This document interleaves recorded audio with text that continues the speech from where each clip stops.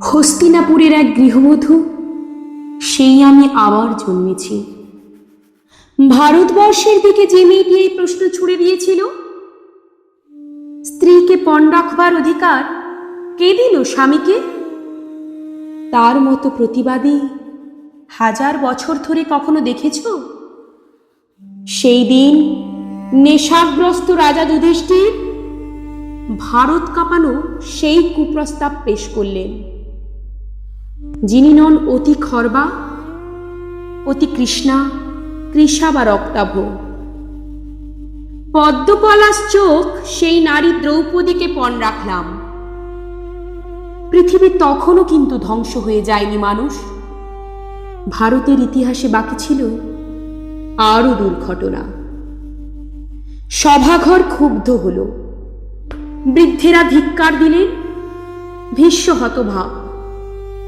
সেই দিন আপনারা জানেন, বিদুর এবং গুরু দ্রোণাচার্য দুহাত মাথায় দিয়ে চুপচাপ মোহগ্রস্ত বসে রইলেন। খুশি গোপন না করে ধৃতরাষ্ট্র বললেন, কে কে জিতল, কে? পিন পতনের শব্দ শোনা যায়। সভাঘর এমন নীরব। দুই পক্ষ উদ্গ্রীব। শকুনির পাশা বলে উঠল, জিতেছি। উল্লাসে পাগল কর্ণ হেসে উঠলেন।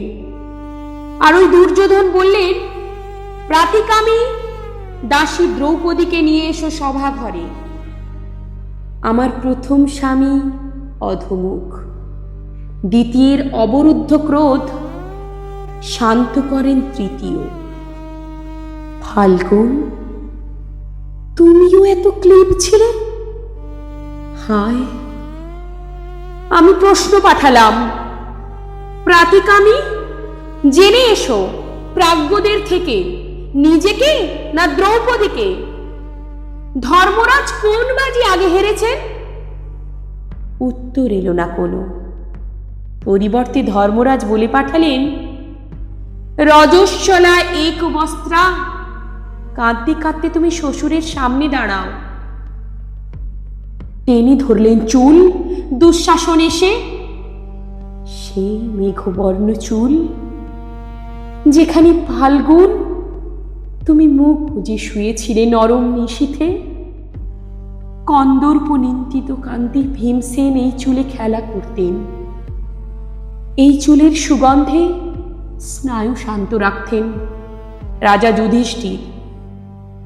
মাতৃহারা সহদেব নকুল এই চুলের রহস্যে ভুলে থাকতেন শোক। স্বয়ং জননী কুন্তী এই চুলে খোপা বানাতেন। দুঃশাসন সেই চুল টানতে টানতে প্রকাশ্য সভায় দাঁড় করালেন এক অসুর যমপস্যা মহিষীকে। তোমরা পুরুষজন বাঁহাতে নারীকে ঠেলে অন্দরে পাঠাও, ডান হাতে তোমরাই গা থেকে কাপড় টেনে খুলে নাও উন্মুক্ত বাজারে। তোমরা বিধান দাও, তোমরাই বোবা হয়ে থাকো। পুরুষে পুরুষে যুদ্ধ, প্রতিশোধ রমণীর শ্লীলতাহানিতে। স্খলিত বসনে সভা ঢেকে গেল। দ্রৌপদীর শাড়ি খুলল না। তন্তুর কৌশলে আমি প্রমত্ত কৌরব ঘরে লজ্জা রাখলাম। ওরে দুঃশাসন, শোন, শত দেবতাও এসে তোকে বাঁচাবে না। মহাযুদ্ধে পাণ্ডবেরা প্রতিশোধ নেবে এই দারুণ লজ্জার। ধিক কুরু বৃদ্ধাগণ, ধিক ঠুটো জগন্নাথ ভারতবাসীকে। আপনারা চুপচাপ বসে দেখলেন এই অধর্মীর জয়।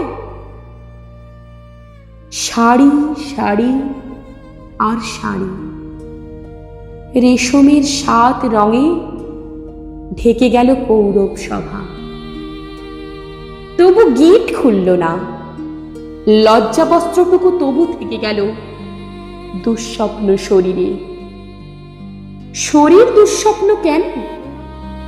লেলিহানে শরীর ছুঁতে চেয়ে পড়ে গেছে নগর বন্দর। এই মুখ চুম্বকের মতো টেনে এনেছিল নদী তীরে অসংখ্য তরণী। আমার মতোই এক অভিশপ্ত রূপসী, না আমি স্বয়ং? কে যেন আমার মুখ দেখে বলেছিল থেমে থাকা ইতিহাস, তোমার সৌন্দর্য দেখে অন্য সব নারীদের বানরই লাগছে। কে বলেছে? বলেছিল জয়দ্রথ বনবাসে তাড়া করে এসে, হে পুরুষ, রূপ দেখলেই কেন হাতির মুঠোয় চাও জ্যান্ত মানবীকে? না পেলে তারই শাড়ি টেনে ধরে অশ্লীল হাসিতে তার মুখ কালো করে দিতে চাও? বলো, দ্রৌপদীর বহুপতি বেশ্যা অতএব। আমি যদি বেশ্যা হই, তুমিও পুরুষ বেশ্যা কর্ণ মহামতি। তোমারও শয্যায় আসে বহু পত্নী, বিবিধ স্ত্রীলোক। তুমি যে নিয়মে চলো, সে নিয়মে অধিকার আমারও থাকুক। তোমরা যে গ্রন্থ লেখো, সেই গ্রন্থ আমরা উল্টে দিতে পারি। শোনো কর্ণ, শোনো সভাজন, তোমাদের ছাইপাঁশ বিধিনিষেধের দিকে একটি বঙ্কিম প্রশ্ন আমি। যখন আমি প্রশ্ন করি, তোমরা ভয় পাও। ভীষ্ম পিতামহ আমার, তুমি মুখ লুকাও। ধৃতরাষ্ট্র বলুন, আমি কলঙ্কের যোগ্য কিনা আজ?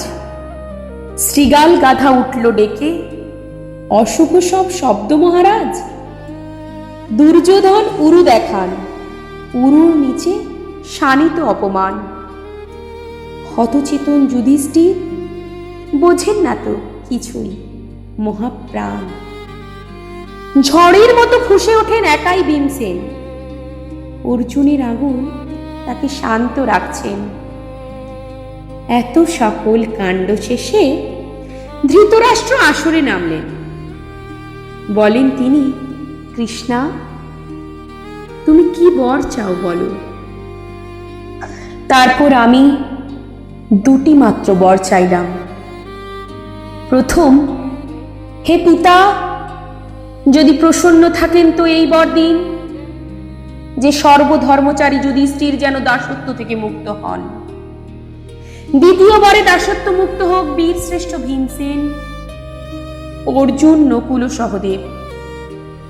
বর চেয়েছিলাম করজোড়ে, দাঁতে দাঁত চেপে, যুধিষ্ঠিরের ধর্ম আর অর্জুনের গান্ডীবের প্রতি আমার সমস্ত সন্দেহ অপ্রকাশিত রেখে। বিশ্ববন্দিত স্বামীদের প্রতি আমার ক্রোধ ও সন্দেহ তো প্রকাশ করা যাবে না। সভাজনের কাছে তারা হাস্যাস্পদ হবেন। ধৃতরাষ্ট্র তৃতীয় বর নিতে অনুরোধ করলেন। আমি নিলাম না, কারণ হে সভাজন, লোভে ধর্ম নাশ হয়। বৈশ্য 1 বর, ক্ষত্রিয়ানি 2 বর, রাজা 3 বর এবং ব্রাহ্মণ 100 বর নিতে পারেন। আপনাদের মহাগ্রন্থে এই বিধান আছে। যে রাজ্যপাট যুধিষ্ঠির নিজ দোষে হারিয়েছেন, আমি তৃতীয় বর চেয়ে সেই রাজ্য ফেরত চাইব না।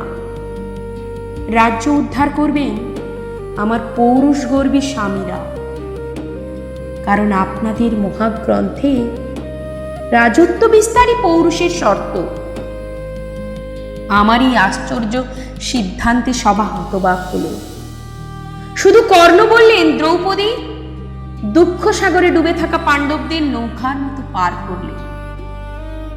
ইতিপূর্বে আর কোনো নারী এরকম কাজ করেছেন বলে শুনিনি। আমার স্বামীরা মাথা নিচু করে বসে থাকলেন।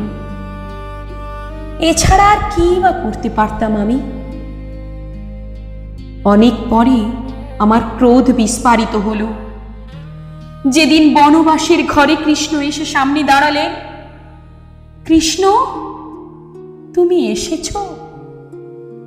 যদি শোনো আমার কথা, আমার কোনো যুধিষ্ঠির ভীমার্জুন নেই, আমার কোনো পুরুষ নেই, দ্বৈত নেই, বন্ধু নেই, পিতা বা ভ্রাতা নেই, আমার কোনো সমাজ নেই, পায়ের মাটি নেই। মধুসূদন, তুমিও নেই, তুমিও পাশে ছিলে না সেই দিন। আমাকে যারা শোণিতময় দেখেও হেসেছিল, আমাকে যারা কলুর সাথে স্পর্শ করেছিল, এখনো তারা সারা পৃথিবী জুড়ে দাপটে বেঁচে আছে। এবং আমার স্বামীরা আজ সন্ধি চাইছেন। ঠিক আমার বেঁচে থাকার দুঃখ ইতিহাসে। তারপর পদ্মকোষের মতো দুই হাতি মুখ ঢেকে আমাকে কাঁদতে দেখে কৃষ্ণ বললেন, ভাবেনি তুমি রাজমহিষী হবে। তুমি যাদের উপর ক্রুদ্ধ হয়েছ তারা ধ্বংস হবে, অর্জুনের স্বরে আচ্ছন্ন হয়ে মাটিতে শোবে। তুমি রাজমহিষী হবে। যদি আকাশ পতিত হয়, হিমালয় শীর্ণ হয়, পৃথিবী খণ্ড খণ্ড হয়, সমুদ্র শুষ্ক হয়, তথাপি আমার বাক্য ব্যর্থ হবে না। আমার এই অপমানের ক্ষতে সেই প্রথম মলম পড়েছিল। আমার মরুভূমির বালি সেই প্রথম অশ্রু শিখেছিল। কৃষ্ণ, তুমি আমার মনে সেই প্রথম বন্ধু হয়েছিলে। সেই প্রথম ভারত ভূমি তোমার পায়ে প্রণাম করেছিল।